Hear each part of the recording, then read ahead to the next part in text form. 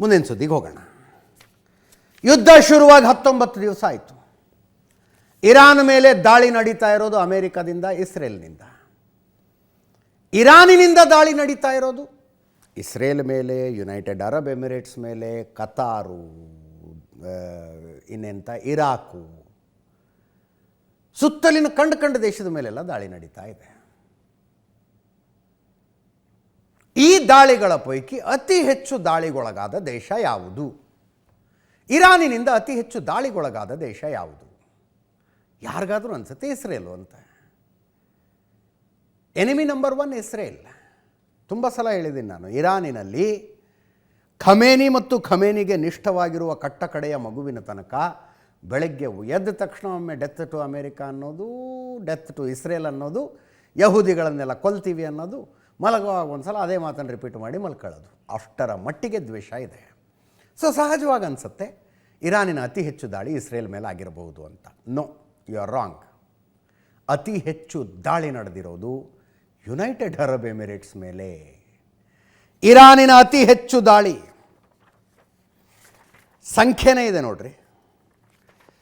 February 28ಕ್ಕೆ ಯುದ್ಧ ಶುರುವಾಯಿತಾ, ಅವತ್ತು 137 ಕ್ಷಿಪಣಿಗಳು, ಮಿಸೈಲ್ಗಳು, 209 ಡ್ರೋನ್ಗಳನ್ನು Iran United Arab Emirates ಮೇಲೆ ಹಾರಿಸ್ತು. ಎರಡನೆಯ ದಿನ 28 ಕ್ಷಿಪಣಿಗಳು, 332 ಡ್ರೋನ್ಗಳು. ಡೇ ವೈಸ್ ಕೊಡ್ತಾ ಬಂದಿದ್ದೀವಿ ನೋಡಿ ಅಲ್ಲಿ. ನೋಡಿ ಅಲ್ಲಿ ಡ್ರೋನ್ಗಳ ಸಂಖ್ಯೆ ಹೆಂಗಿದೆ.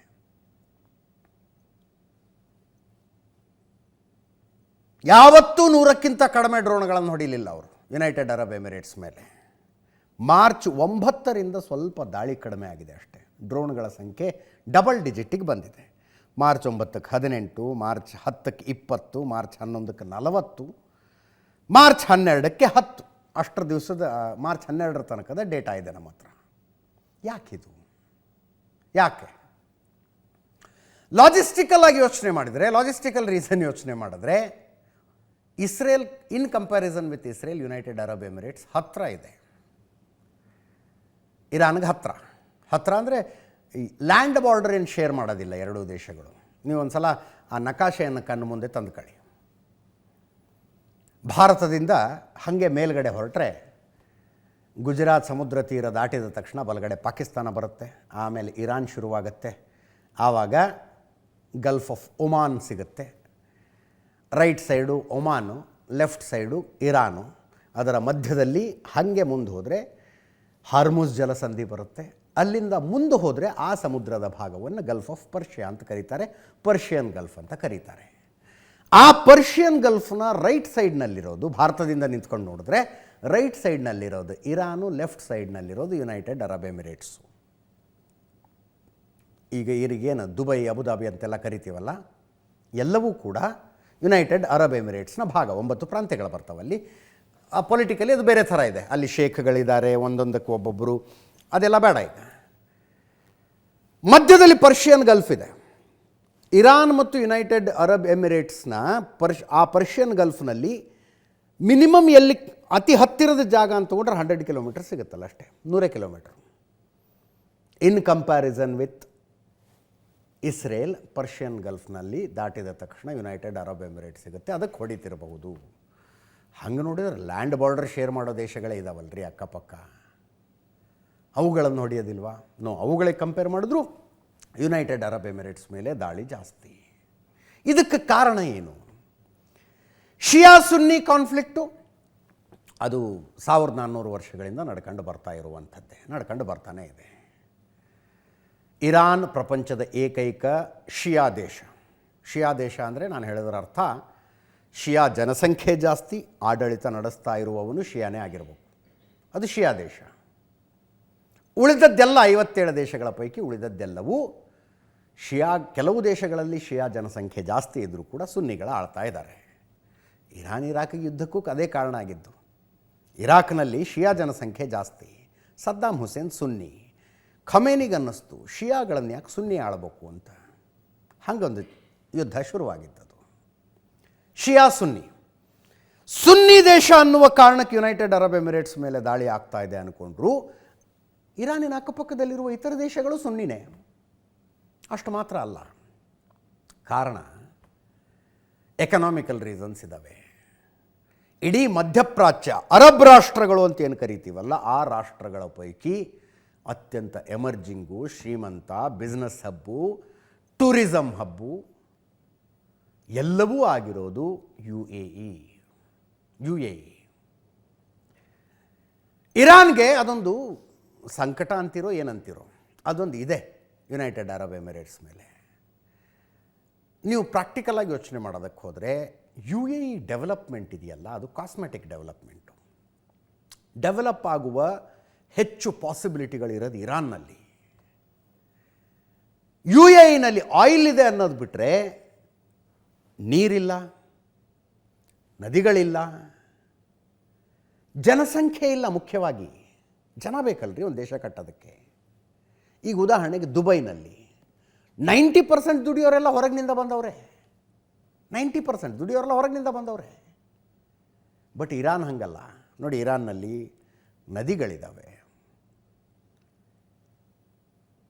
ಕೃಷಿ ಇದೆ, ಅಲ್ಲಿ ಹೆಚ್ಚು ಕಡಿಮೆನೂ ಬೆಳೆ ಬೆಳೀತಾರೆ, ದುಡಿಯುವ ಜನಸಂಖ್ಯೆ ಇದೆ, ಎಜುಕೇಟೆಡ್ ಕ್ಲಾಸ್ ಇದೆ ಅಲ್ಲಿ. ಆದರೂ ದುಬೈ ಯಾಕೆ ಮುಂದುವರಿತು? ಆದರೂ ಯುನೈಟೆಡ್ ಅರಬ್ ಎಮಿರೇಟ್ಸ್ ಯಾಕೆ ಮುಂದುವರಿತು? ಅದು ಅಲ್ಲಿನ ಶೇಖ್ಗಳ ಆಡಳಿತ ನಡೆಸುವವರ ದೂರದೃಷ್ಟಿಯಿಂದ. ಒಂದು ಹಂತದಲ್ಲಿ ಅವರಿಗೆ ಸ್ಪಷ್ಟವಾಗಿ ಅರ್ಥ ಆಯಿತು, ನಾವು ಆಯಿಲ್ ತೆಗಿತಾ ಇದ್ದೀವಿ, ಮಾರ್ತಾ ಇದ್ದೀವಿ, ದುಡ್ಡು ತರ್ತಾ ಇದ್ದೀವಿ, ನಮ್ಮ ಮಕ್ಕಳು ಸ್ಪೋರ್ಟ್ಸ್ ಕಾರ್ಗಳಲ್ಲಿ ಓಡಾಡ್ತಾ ಇದ್ದಾರೆ, ನಮ್ಮ ಹತ್ರ ಸ್ವಂತ ವಿಮಾನಗಳಿದ್ದಾವೆ, ನಮ್ಮ ಹೆಂಡತಿಯರು ಯುರೋಪಿಗೆ ಹೋದರೆ 100 ಕೋಟಿ ಒಂದೇ ಸಲ ಶಾಪಿಂಗ್ ಮಾಡ್ಕೊಂಬರ್ತಾರೆ. ಇದು ಆಯಿಲ್ನ ಕಾರಣಕ್ಕೆ. ತೇಲ್ ಖತಮ್ ಖೇಲ್ ಖತಮ್. ಆ ದೇಶಗಳು ತಮ್ಮನ್ನು ತಾವು ತೆರೆದುಕೊಳ್ಳುವ ನಿರ್ಧಾರಕ್ಕೆ ಬಂದವು. ದುಬೈಯನ್ನು ಇನ್ನೊಂದು ರೀತಿಯಲ್ಲಿ ಪ್ರಪಂಚದ ಮುಂದೆ ಇಂಟ್ರಡ್ಯೂಸ್ ಮಾಡಲಾಯಿತು. ಅದನ್ನು ಬಿಸ್ನೆಸ್ ಹಬ್ ಆಗಿ ಡೆವಲಪ್ ಮಾಡಿದ್ರು, ಟೂರಿಸಮ್ಗೆ ಬೇಕಾದಂಥದ್ದನ್ನೆಲ್ಲ ಕಟ್ಟಿದ್ರು. ಏನೇ ಕಟ್ಟಿದ್ರೂ ವಿಶಾಲ ಮರಳುಗಾಡಿನಲ್ಲಿ ಕಟ್ಟಿದ ಕಬ್ಬಿಣ ಮತ್ತು ಗ್ಲಾಸಿನ ಸೌಧಗಳವಷ್ಟೇ. ಯುನೈಟೆಡ್ ಅರಬ್ ಎಮಿರೇಟ್ಸ್ನ ಜಿಯೋಗ್ರಫಿ ಕೂಡ ಇರಾನಿಗೆ ಹೋಲಿಸಿದರೆ ವೀಕು. ಇರಾನ್ ಬೇರೆ ಬೇರೆ ಕಾರಣಗಳಿಗಾಗಿ ಆ ಸಾಧನೆ ಮಾಡೋದಕ್ಕೆ ಆಗಲಿಲ್ಲ. ಅವುಗಳ ಪೈಕಿ ಒಂದು ಕಾರಣ ಇರಾನಿನ ಮೇಲಿದ್ದಂಥ ಸ್ಯಾಂಕ್ಷನ್ಗಳು. ಅದನ್ನು ಒಪ್ಕೋಬೇಕು, ಸ್ಯಾಂಕ್ಷನ್ಗಳು ಅಷ್ಟೊಂದಿದ್ವು. ಅದರ ಜೊತೆಗೆ ಕಟ್ಟರ್ ಇಸ್ಲಾಮಿತನ. ಅದರಿಂದ ಹೊರಗೆ ಬಂದದ್ದಂಥ ದೇಶಗಳು ಮುಂದುವರೆದು ಯುನೈಟೆಡ್ ಅರಬ್ ಎಮಿರೇಟ್ಸ್, ಈಗ ಅದರ ಹಿಂದೆಯೇ ಸೌದಿ ಅರೇಬಿಯಾ ಇದೆ, ಇಸ್ಲಾಂ ಹುಟ್ಟಿದಂಥ ದೇಶ.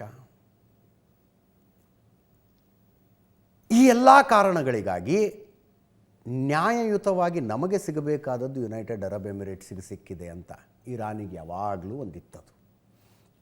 ನಮಗೇನು ಕಡಿಮೆ ಆಗಿದೆ? ನಾವು ಅಷ್ಟು ಡೆವಲಪ್ ಆಗಬೇಕಾಗಿತ್ತು.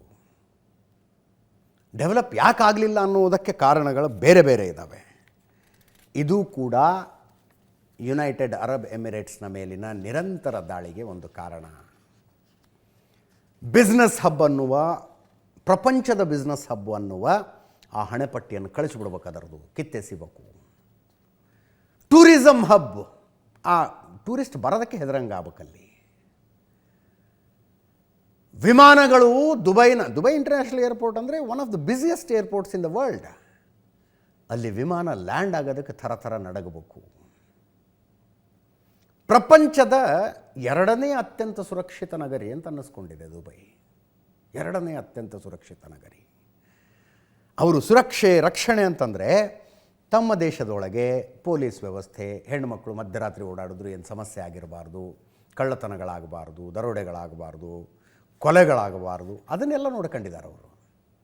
ಮೇಲಿಂದ ಬಾಂಬ್ ಬೀಳಕ್ಕೆ ಶುರು ಮಾಡಿದ್ರೆ ಆ ಭೀತಿಯನ್ನು ಇರಾನ್ ಸೃಷ್ಟಿ ಮಾಡಿ ಇಡ್ತು.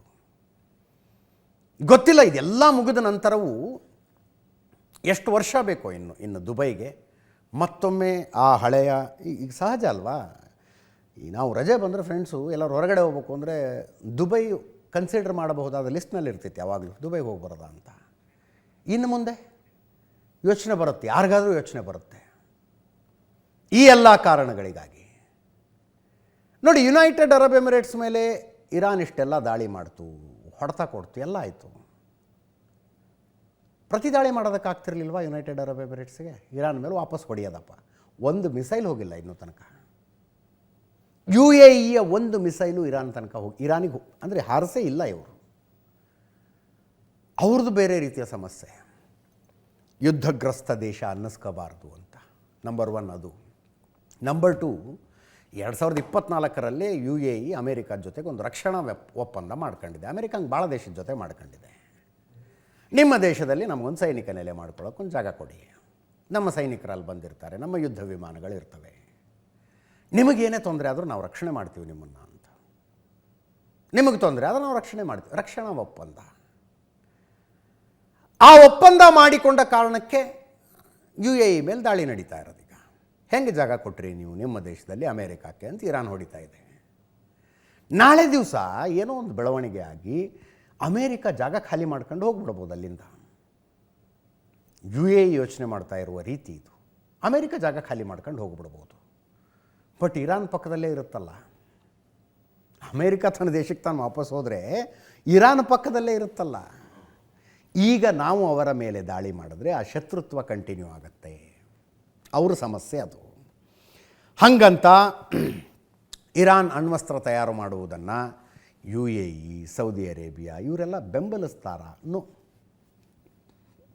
ಅಮೇರಿಕಕ್ಕೆ ಯಾವತ್ತೂ ಹೇಳಿದ್ದಾರೆ ಅವರು, ಇರಾನ್ ನ್ಯೂಕ್ಲಿಯರ್ ವೆಪನ್ ತಯಾರು ಮಾಡಿದ್ರೆ ನಮಗೂ ನ್ಯೂಕ್ಲಿಯರ್ ವೆಪನ್ಸ್ ಬೇಕು, ನಾವು ತಯಾರು ಮಾಡೋರೆ ಅಂತ ಯಾವತ್ತೂ ಹೇಳಿಬಿಟ್ಟಿದ್ದಾವೆ. ಈ ಮಧ್ಯಪ್ರಾಚ್ಯದ ಒಳ ರಾಜಕಾರಣ ಇದೆಯಲ್ಲ, ಮಧ್ಯಪ್ರಾಚ್ಯದ ಒಳ ರಾಜಕಾರಣ ಅದು ಬಹಳ ಕುತೂಹಲಕಾರಿಯಾಗಿದೆ.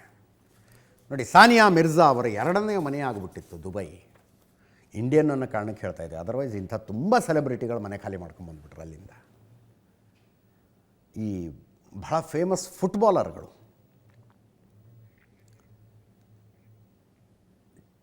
ಭಾಳ ಫೇಮಸ್ಸು ಫುಟ್ಬಾಲರ್ಗಳು ದೊಡ್ಡ ದೊಡ್ಡ ಬಂಗ್ಲೆ ತಗೊಂಡಿದ್ರಲ್ಲಿ. ಅವರು ಅಷ್ಟೇ, ರೊನಾಲ್ಡೋ ಎಲ್ಲ ಕೈಗೆ ಸಿಕ್ಕಿದ ವಿಮಾನ ತಗೊಂಬಂದ್ಬಿಟ್ರು ಅವರು ವಾಪಸ್, ಹೆಂಡತಿ ಮಕ್ಕಳನ್ನ ಕರ್ಕೊಂಡು. ಮೆಸ್ಸಿ, ರೊನಾಲ್ಡೋ ಇವರೆಲ್ಲ. ನೀವು ಆ ಪಾಮ್ ಜುಮೇರಾ ಅನ್ನಲ್ಲ, ಪಾಮ್ ಜುಮೇರಾದಲ್ಲಿ ಒಂದು ವ್ಯೂ ಪಾಯಿಂಟ್ ಇದೆ, ಒಂದು ಬಿಲ್ಡಿಂಗಿನ ಮೇಲೆ ಕರ್ಕೊಂಡೋಗಿ ತೋರಿಸ್ತಾರೆ. ಅಲ್ಲಿ ಗೈಡ್ ಹೇಳ್ತಿರ್ತಾರೆ ಯಾವ್ಯಾವ ಮನೆ ಯಾರ್ಯಾರ್ದು ಅಂತ. ಏನದು ಒಂದೊಂದು ಮನೆ ಅಂದರೆ, ನಮ್ಮ ಅಂಬಾನಿ ಮನೆ ಅಂತಲೂ ಒಂದು ತೋರಿಸಿದ್ರು. ಸುಮ್ಮನೆ ಹೇಳ್ತಾರೋ ನಿಜವಾಗ್ಲೂ ಅವ್ರದ್ದೇ ಇರ್ತಾವೋ ಗೊತ್ತಿಲ್ಲ. ಪ್ರೈವೇಟ್ ಬೀಚ್ಗಳೇನಲ್ಲಿ. ಹಾಗೆ ಸೆಲೆಬ್ರಿಟಿಗಳಿಗೆಲ್ಲ ಇನ್ವೆಸ್ಟ್ಮೆಂಟ್ ಹಬ್ಬಾಗಿತ್ತದು. ದುಬೈನಲ್ಲೊಂದು ಮನೆ ಇಟ್ಕೊಳ್ಳೋದಪ್ಪ ಅಂತ. ನೋಡಿ, ಸಾನಿಯಾ ಮಿರ್ಜಾ ಇಂಥ ಮನೇಲಿದ್ದರು, ಮಗುನಲ್ಲೇ ಸ್ಕೂಲಿಗೆ ಸೇರಿಸಿದ್ರು. ಯುದ್ಧ ಶುರುವಾದ ಮೇಲೆ ಇವರು ಅಪಾರ್ಟ್ಮೆಂಟ್ ಮೇಲೆ ವಿಮಾನಗಳ ಹಾರಾಡೋದು, ಅಲ್ಲೇ ಪಕ್ಕದಲ್ಲೇ ಬಂದು ಮಿಸೈಲ್ಗಳ ಬೀಳೋದು. ಮಗುದಿನ್ನೂ ಎಕ್ಸಾಮ್ ಇತ್ತಂತೆ, ಎಲ್ಲ ಬಿಡಿಸ್ಕೊಂಡು ಬೇಡ ಅಂತ ವಾಪಸ್ ಬಂದುಬಿಟ್ಟಿದ್ದಾರೆ. ಯಾರ ತಮಾಷೆ ಮಾಡ್ತಿದ್ರು, ಟ್ಯಾಕ್ಸ್ ಉಳ್ಸೋಕೆ ಅಲ್ಲಿಗೆ ಹೋಗೋದು, ಪ್ರಾಣ ಉಳಿಸ್ಕೊಳ್ಳೋಕೆ ಇಲ್ಲಿಗೆ ಬರೋದು ಅಂತ.